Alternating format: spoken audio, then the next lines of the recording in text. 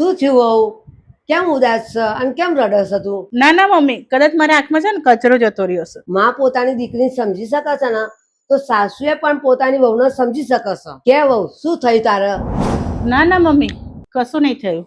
જો વહુ, વાત છે ને એ તું મનમાં રાખીશ ને તો સંબંધો બગડશે.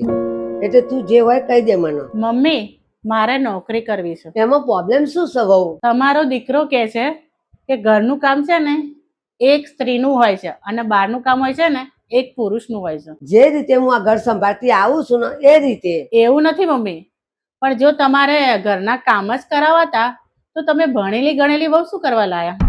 વહુ, હું એ ઓછું ભણેલી નથી. મેં એ વખતે 12 પાસ કરેલું છે. સાચું મમ્મી? તો તમે પછી એ વખતે નોકરી કેમ ના કરી? મને એવું જ કહેવામાં આવ્યું કે ઘરના કામ કોણ કરશે, એટલે હું ઘરના કામ જ કરવા માંડી પછી. એટલે મમ્મી, તમારી જોડે જે થયું એ જ મારી જોડે થાય છે એમ ને? ના, હું તારી જોડે એવું નહીં થવા દઉં. મતલબ? મેં સહન કર્યું ને એવું હું તને સહન નહીં કરવા દઉં. તું નોકરી કરવા જઈશ, પણ મમ્મી, આ ઘરના કામ કોણ સંભાળશે? હું કરી લઈશ. તારી સાસુનામાં તાકાત છે, એટલે આપણે બંને જણા થઈ અને કરીશું. હું તારા સપનાને તૂટવા નહીં દઉં. Thank you mummy.